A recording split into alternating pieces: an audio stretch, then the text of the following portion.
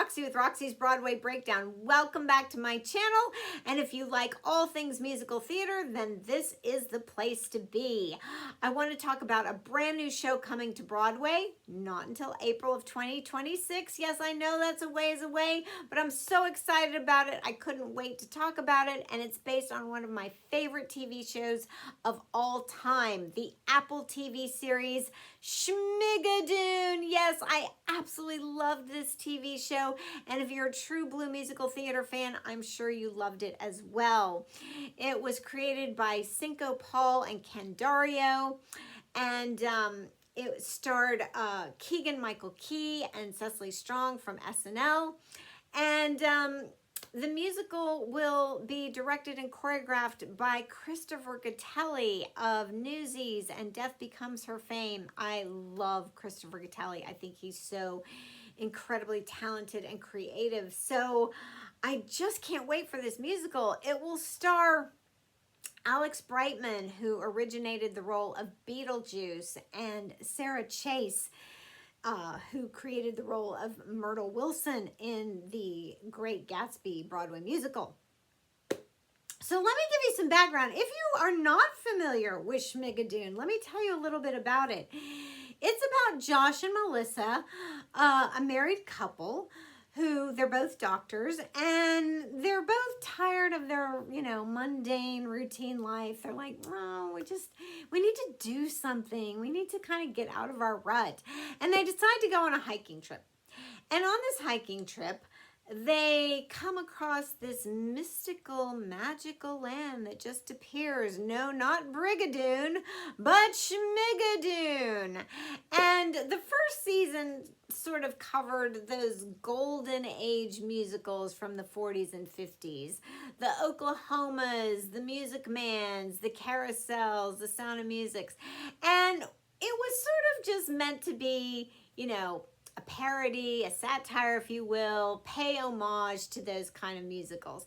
And it was great. It was great. If you really know your musicals, you got all the little Easter eggs that were planted, and you understood the plot. You were like, I see. It's like Carousel by way of Oklahoma meets Music Man with a little Sound of Music mixed in there. It sounds weird, but somehow it all worked, and it had a great supporting cast of Kristen Chenoweth and Dove Cameron and Ariana DeBose, Aaron Tveit, and they just, like, the minute you saw their character, you're like, oh, okay, we're getting Aaron Tveit as Billy Bigelow and Ariana DeBose as Marion the Librarian, and, Jane Krakowski as Baroness Schrader, and so but somehow they're all magically working in this town, and they didn't use the music from these musicals, but they were, like, so close, you knew exactly what song it was from which musicals, like Corn Puddin' for This Is a Real Nice Clam Bake from Carousel, and Kristen Chenoweth sang a song that was a dead-on parody of Trouble. I mean, you knew which song she was singing. So it just all worked. It was fun. It was, just a really, if you love me, like I say, if you love musicals, you love the show. All right, so in the second season, once again, Josh and Melissa are bored with their life and like, oh, if we could just capture the magic and, the easiness and the fun of, Schmigadoon, they go back to the woods to find it, and they do, but this time it's like, something's changed. It's a little darker. And they're greeted by Titus Burgess, and he is the lead player of Pippin, and they have come upon a new kind of Schmigadoon, and now we're entering the musicals of like the 60s and 70s, and it definitely has a darker Fosse feel. Now it's Chicago by way of cabaret, and they are lured in, and we have a little bit of, a chorus line mixed in, and we have Kristen Chenoweth as Miss Hannigan with a little Mrs. Lovett mixed in, and Alan Cummings is a definite Sweeney Todd that she pairs up, and it's like, I hate these orphans. could something happen to them in a meat pie fashion? And we have Dove Cameron as a Sally Bowles character. And we have a great reimagined Billy Flynn with Jane Krakowski, which her number alone in the courtroom as a new razzle-dazzle sort of thing is fantastic. That alone is worth the watch. So yeah, it's great. We have just, like I say, all these sort of characters woven in, and it was wonderful.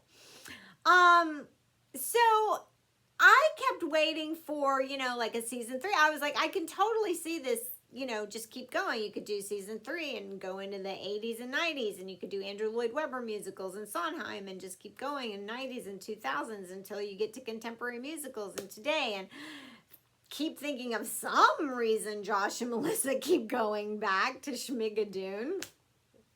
Maybe just eventually live there. I don't know.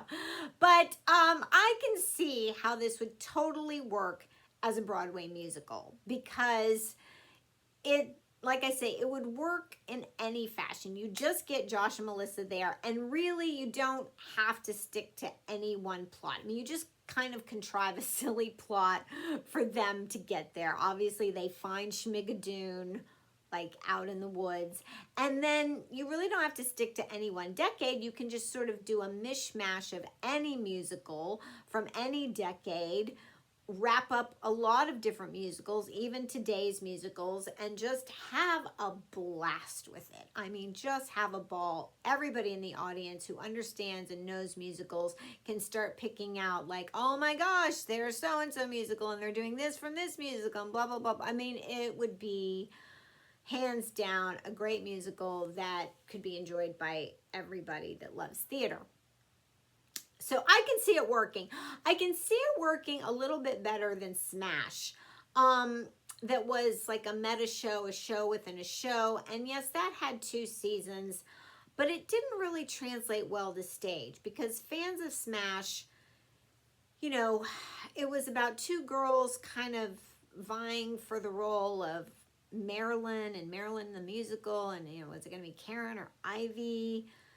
Who was going to be Marilyn? But there was a lot of subplots and a lot of characters to try and get 2 seasons of that show into 2 hours of a musical, and they changed the plot a lot, and they used a lot of the songs, but it just somehow didn't get to translate very well into a 2-hour musical. So that was a little more confusing, and it changed the show a lot, the TV show a lot. This one I don't see having a problem with. Like I say, it's pretty easy. You just get them into Schmigadoon, and then you just use a loose plot to just kind of bounce around from musical to musical and just let them have fun playing in this magical land.